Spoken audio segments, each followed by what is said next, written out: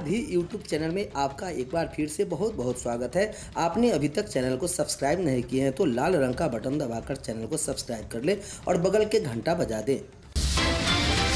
इस वक्त राज्य के हजारों नियोजित शिक्षकों के लिए सबसे बड़ी खुशखबरी आ रही है। अब नियोजित शिक्षकों के पक्ष में बिहार सरकार हुआ खड़ा।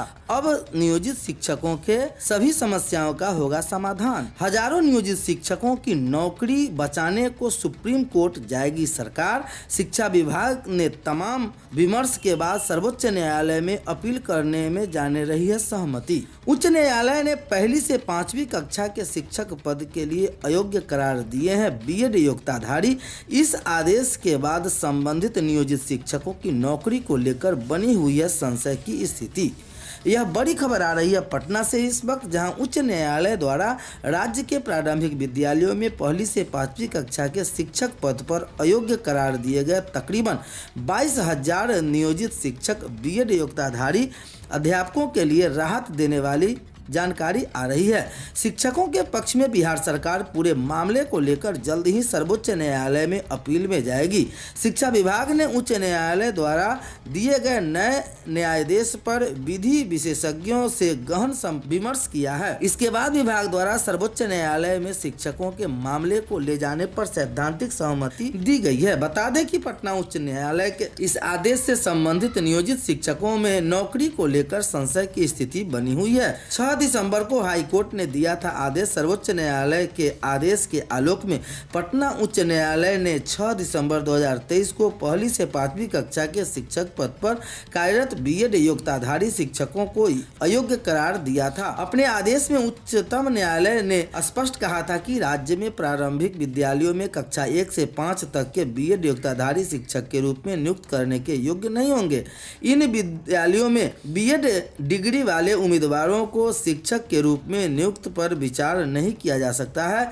नियुक्ति शिक्षकों के मामले में NCTE national counselling for teacher education के वर्ष 2010 की मूल अधिसूचना के अनुसार योग्य उम्मीदवार की नियुक्ति बरकरार रह सकती है और की गई नियुक्ति के मामले में फिर से काम करना होगा। तब पटना उच्च न्यायालय को बताया गया था कि 28 जून 2018 को एनसीटीई द्वारा जारी अधिसूचना को चुनौती दी गई है, जिसे प्राथमिक कक्षाओं में बीएड डिग्रीधारी अध्यापकों को योग्य माना गया। हालांकि इसे अधिसूचना को सर्वोच्च न्यायालय में चुनौती देवेश शर्मा बनाम केंद्र सरकार और अन्य के मामले में दी गई थी। सर्वोच्च न्यायालय में इस सूचना को रद्द कर दिया। 6 माह का ब्रिज कोर्स को भी नहीं माना गया वैध। एनसीटीई ने अपनी अधिसूचना में बीएड योग्यताधारी शिक्षकों को प्राथमिक कक्षाओं में नियुक्त की योग्यता बताया था और उन्हें प्राथमिक शिक्षा में 2 वर्षों के अंदर 6 माह का एक बीच कोर्स से संबंधित शिक्षकों की विशेष ट्रेनिंग दिलाने का भी प्रावधान किया था, लेकिन सर्वोच्च न्यायालय ने उसे भी वैध नहीं माना। सर्वोच्च न्यायालय ने स्पष्ट किया कि प्राथमिक विद्यालयों में पहली से 5वीं कक्षा में पढ़ाने वाले DElEd diploma in elementary education डिग्रीधारी शिक्षकों की नियुक्ति किया जाएगा। यह 2 वर्षीय डिप्लोमा कोर्स है। इसमें नामांकन के लिए अभ्यर्थियों को विज्ञान, कला एवं वाणिज्य से 12वीं पास होना आवश्यक है। बहरहाल बिहार सरकार ने पटना उच्च न्यायालय द्वारा दिए गए न्यायादेश के मामले में सर्वोच्च न्यायालय में अपील में जाने का निर्णय ले लिया है। तो इस तरह देखा जाए अब बिहार सरकार इन सभी नियोजित शिक्षकों के पक्ष में खड़े हैं और उन्हें न्याय दिलाने के लिए हाई कोर्ट जा रहे हैं। अब होगा अपील। सरकारी स्कूलों में शिक्षकों की लगानी होगी तस्वीर। खबर पटना से आ रही है। सरकारी स्कूल में पढ़ाने वाले शिक्षकों से सभी बच्चे का अभिभावक रूबरू हो सके और उन्हें चेहरे से पहचान सके, इसके लिए हर स्कूल में शिक्षकों की तस्वीर लगानी अनिवार्य है। बिहार शिक्षा परियोजना परिषद की ओर से जारी आदेश के मुताबिक सभी स्कूलों के प्रधानाध्यापकों को स्कूल में पढ़ाने वाले सभी शिक्षकों की तस्वीर और विषय के जानकारी रंगीन फ्लैक्स बोर्ड पर लगानी होगी। जिलों के सभी प्रखंड पदाधिकारी से शिक्षकों की तस्वीर लगाने वाले स्कूलों से रिपोर्ट 25 दिसंबर तक मांगी गई है।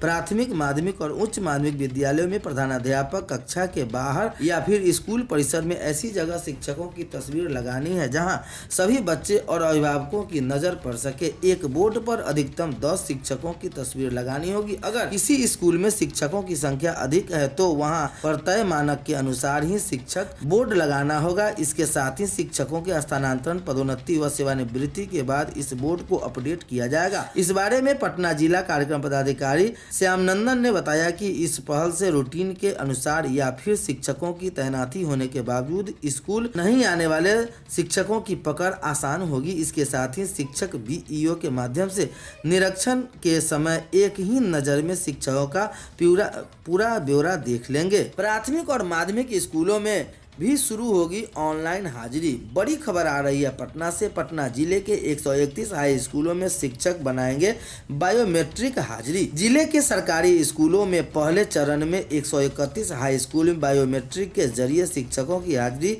दर्ज की जाएगी। जिले के 131 हाई स्कूलों में इंटरनेट सेवा बहाल करने के लिए बीएसएनएल के साथ एग्रीमेंट किया गया। एग्रीमेंट के तहत जिले के विभिन्न प्रखंडों में चयनित 131 स्कूल की सूची बीएसएनएल की टीम को दे दी गई है। इसके साथ ही जिले के स्कूलों में बायोमेट्रिक मशीन लगाने की जिम्मेदारी मेसर्स एडविटेस सेंसिया प्राइवेट लिमिटेड को दी गई है। हाई स्कूल में बायोमेट्रिक हाजिरी की शुरुआत होने के बाद जिले के प्राथमिक व माध्यमिक स्कूलों में भी शिक्षकों की ऑनलाइन हाजिरी की शुरुआत की जाएगी। स्कूलों में शिक्षकों का ऑनलाइन उपस्थिति दर्ज करने के लिए ई शिक्षा पोर्टल को भी डेवलप किया जा रहा है। पोर्टल पर तैयार किए गए ई शिक्षा कोष ऐप में आने वाली टेक्निकल दिक्कतों को भी दूर करने की शुरुआत कर दी गई है।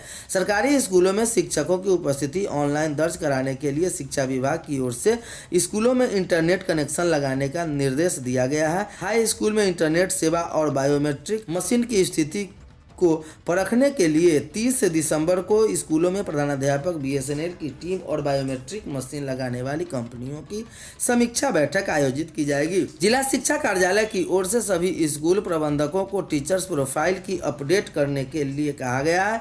जिले में अब तक 55.65% शिक्षकों का प्रोफाइल ही अपलोड हो चुका है, यानी अपडेट हो चुका है। इसे जल्द पूरी करने की कवायद शुरू कर दी गई है। विद्यालयों पर डीएम का चला डंडा। नोखा के बराम मध्य विद्यालय माध्यमिक विद्यालय में 10 से ज्यादा बार हुई जांच।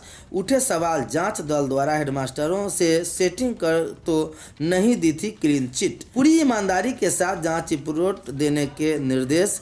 जिला शिक्षा पदाधिकारी संजीव कुमार ने बताया कि विद्यालयों का निरीक्षण कराया जा रहा है। सभी कर्मियों को पूरी ईमानदारी के साथ जांच रिपोर्ट देने का दिशा निर्देश दिया गया है। कहां से इस प्रकार की समस्या आ रही है, इसे विभाग अपने स्तर पर एक बार जरूर देखेगी। जुलाई माह से जारी जांच का सिलसिला थमा नहीं है। शिक्षा विभाग की बात करें तो हर दिन 200 से ज़्यादा सरकारी विद्यालयों की जांच होती है, लेकिन जांच पर ही आंच आने लगा है। जांच में क्लीन चिट दिए गए विद्यालयों की वरीय अधिकारी निरीक्षण करते हैं तो कुव्यवस्था की भरमार मिलती है।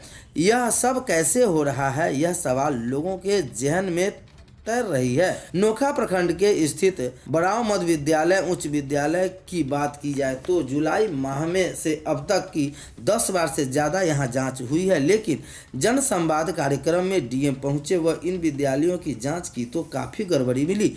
अब हेडमास्टर व सभी शिक्षक का वेतन स्थगित किया गया है। ऐसे में सवाल उठाना लाजिम है कि जाँच के दौरान जिन अधिकारियों व कर्मियों ने इन विद्यालयों की क्लीन चिट दी थी उन पर क्या कार्रवाई होगी। सूत्रों से मिली जानकारी के अनुसार जुलाई से ही इन दोनों विद्यालयों की कई बार निरीक्षण किया गया। तब तक जांच टीम में शामिल अधिकारी व कर्मियों ने यहां की व्यवस्था को बेहतर बताया गया था। आखिर जांच दल की ऐसी कौन सी मजबूरी थी जो विद्यालय की व्यवस्था बेहतर नहीं होने के बावजूद इसे अच्छा दिखाया गया। चर्चा की जांच टीम आंख बंद कर अपनी रिपोर्ट पेश कर रही है। यह भी हो सकता है कि हेडमास्टर से इनकी मिलीभगत हो। वही सूत्रों का कहना है कि जांच दल द्वारा अब विद्यालयों का निरीक्षण नहीं किया जा रहा है।